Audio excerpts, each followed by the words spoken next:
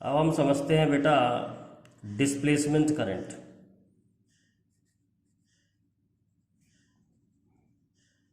Displacement current क्या होता है और इसकी खोज कैसे हुई।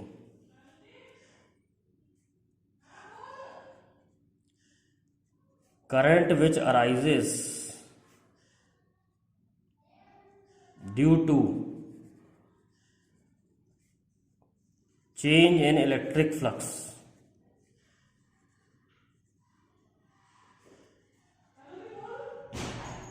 is called displacement current। ऐसा करंट जो इलेक्ट्रिक फ्लक्स के चेंज होने से आता है उसे कहते हैं डिस्प्लेसमेंट करंट। इलेक्ट्रिक फ्लक्स के चेंज होने से। एक और होता है इंड्यूस करंट, ये अलग चीज़ है। इंड्यूस करंट हमें फैराडे ने बताया था। Current which arises due to change in magnetic flux. तो मैग्नेटिक फ्लक्स के बदलने से जो करंट आता है वो होता है इंड्यूस करंट, और इलेक्ट्रिक फ्लक्स के बदलने से जो आता है वो होता है डिस्प्लेसमेंट करंट।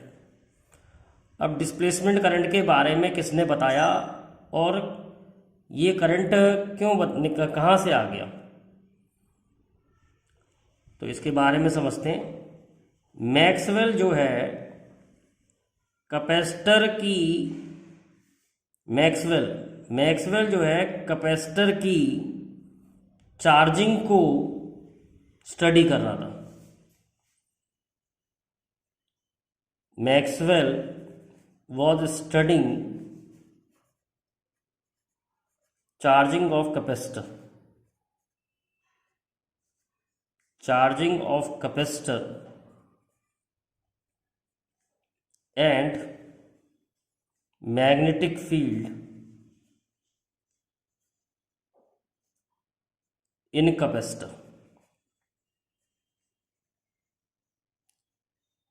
तो इसने यहाँ पर वायर में करंट आई है और कैपेसिटर चार्ज हो रहा है, तो इसने एक लूप यहाँ पर लेके एम्पियर सर्किट लॉ को लगाया। Consider loop C1 around left plate of capacitor around left of capacitor plate. तो इसने देखा यहाँ पर एक वायर है, वायर में करंट फ्लो कर रहा है, तो इसने B.dl निकाल के देखा यहाँ पर B.dl। तो B.dl इसने लगाया तो वो आया μ0I। अगर यही लूप कैपेसिटर के अंदर मान ले C2 और B.dl की स्टडी करें, यानी मैग्नेटिक फील्ड की स्टडी करें, तो B.dl C2 के लिए आएगा μ0/0। तो यानी यहाँ कोई मैग्नेटिक फील्ड नहीं होनी चाहिए। लेकिन जब वो एक्सपेरिमेंट कर रहा था तो यहाँ पर उसने मैग्नेटिक नीडल रखी लेफ्ट प्लेट पर और कैपेसिटर के पास रखी अंदर, तो नीडल का डिफ्लेक्शन दोनों तरफ हो रहा था। इसका मतलब कैपेसिटर के अंदर भी मैग्नेटिक फील्ड कुछ क्रिएट हो रही है, लेकिन एम्पियर लॉ लगाने के लिए, एम्पियर सर्किट लॉ लगाते समय एम्पियर्स का लॉ बता रहा है कि यहाँ पर मैग्नेटिक फील्ड 0 होगी। तो मैक्सवेल ने कहा कि यहाँ कुछ गड़बड़ है, लूप C1 और लूप C2 दोनों के लिए मैग्नेटिक फील्ड का बिहेवियर सेम होना चाहिए। लूप C1 और लूप C2 मैग्नेटिक फील्ड का बिहेवियर सेम होना चाहिए। ऐसा मैक्सवेल ने सजेस्ट किया कि अगर हम इधर लूप मान रहे हैं C1, तो यहाँ आसपास की मैग्नेटिक फील्ड, और यहाँ C2 मान रहे हैं कैपेसिटर के अंदर, तो इन दोनों पर मैग्नेटिक फील्ड कुछ सेम सी होनी चाहिए। ऐसा क्या चेंज हो गया कि यहाँ पर हमें जो है एम्पियर सर्किट लॉ गलत रिजल्ट बता रहा है। तो यहाँ पर एम्पियर सर्किट लॉ गलत रिजल्ट बता रहा है। तो मैक्सवेल ने कुछ सजेस्ट किया, मैक्सवेल ने अपना एक लॉ बनाया, उसे कहते हैं मैक्सवेल एम्पियर लॉ।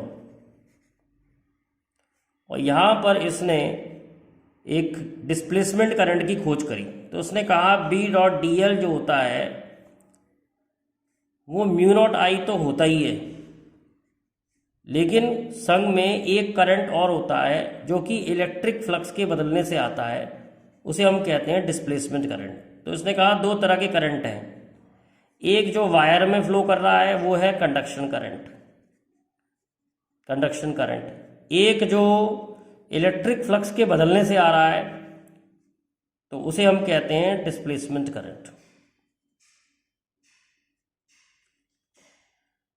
तो फिर इसके बाद डिस्प्लेसमेंट करंट के बाद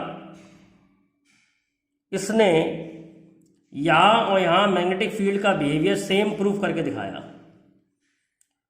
तो कैसे प्रूफ करा, उसे हम कहते हैं consistency of equation, consistency of equation, और इसे हम कंटिन्यूटी ऑफ करंट भी कहते हैं, कंटिन्यूटी ऑफ करंट। तो मैक्सवेल ने बताया कि अगर हम B डॉट डी एल अब लगाएं C1 के लिए, लूप के लिए, तो यहाँ पर वायर में करंट फ्लो कर रहा है, लेकिन यहाँ कोई इलेक्ट्रिक फील्ड वगैरह नहीं है, तो यहाँ कोई फ्लक्स वगैरह चेंज नहीं हो रहा, तो यहाँ पर डिस्प्लेसमेंट करंट नहीं होगा। फिर इसने B dot D L C2 के लिए लगाया, तो इसने कहा कि यहाँ पर वायर नहीं है तो यहाँ कोई कंडक्शन करंट नहीं है, लेकिन यहाँ पर डिस्प्लेसमेंट करंट है, क्योंकि यहाँ पर इलेक्ट्रिक फ्लक्स बदलेगा। क्यों बदलेगा इलेक्ट्रिक फ्लक्स? क्योंकि फ्लक्स का फॉर्मूला होता है EA, और इलेक्ट्रिक फील्ड प्लेटों के बीच में होगी sigma upon epsilon not. Sigma होता है charge upon area, epsilon not a. तो सिग्मा होता है charge upon epsilon not a. तो यहाँ पर फ्लक्स बदल रहा है क्योंकि कैपेसिटर चार्ज हो रहा है, तो चार्जिंग के समय जो है कैपेसिटर की प्लेटों पे चार्ज चेंज होगा, चार्ज चेंज होगा तो इलेक्ट्रिक फील्ड चेंज होगी, और इलेक्ट्रिक फील्ड चेंज होगी तो फ्लक्स चेंज होगा। तो इसका मतलब यहाँ पर डिस्प्लेसमेंट करंट है।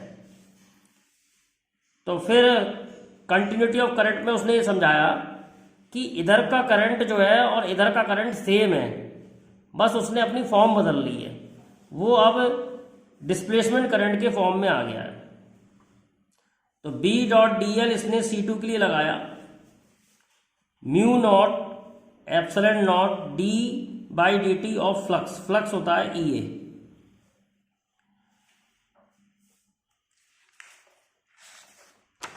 तो हमारा रिजल्ट आ चुका है C2 के लिए, B dot D L C2 is equal to mu naught epsilon naught D by D T of EA। अगर हम E की वैल्यू रख दें, प्लेटों के बीच में इलेक्ट्रिक फील्ड की वैल्यू रख दें, तो वो होती है सिग्मा अपॉन एप्सिलॉन नॉट, और सिग्मा होता है charge upon area, charge upon area. तो एरिया एरिया कैंसिल हो गया, एप्सिलॉन नॉट से कैंसिल हो गया, तो यहाँ आ रहा है mu naught D Q by D T. तो D Q by D T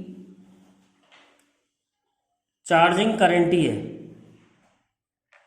तो दोनों तरफ मैग्नेटिक फील्ड का बिहेवियर एक जैसा है, इसने प्रूव करके दिखाया। इसी को हम कहते हैं कंसिस्टेंसी ऑफ इक्वेशन, मेरी इक्वेशन ठीक है, और इसी को हम कहते हैं कंटिन्यूटी ऑफ करंट। तो हमें यहाँ पर एक बात और हमें मिली कि डिस्प्लेसमेंट करंट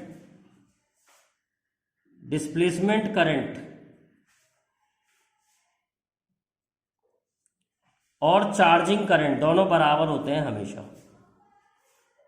चार्जिंग करंट ही डिस्प्लेसमेंट करंट के फॉर्म में आ गया है, या डिस्प्लेसमेंट करंट और कंडक्शन करंट, डिस्प्लेसमेंट करंट और कंडक्शन करंट दोनों ही बराबर हैं। डिस्प्लेसमेंट करंट और कंडक्शन करंट दोनों ही बराबर हैं। तो डिस्प्लेसमेंट करंट और कंडक्शन करंट दोनों बराबर होंगे हमेशा। इससे भी आपके कई सारे न्यूमेरिकल सॉल्व हो जाएंगे, इस पे क्वेश्चन आते हैं।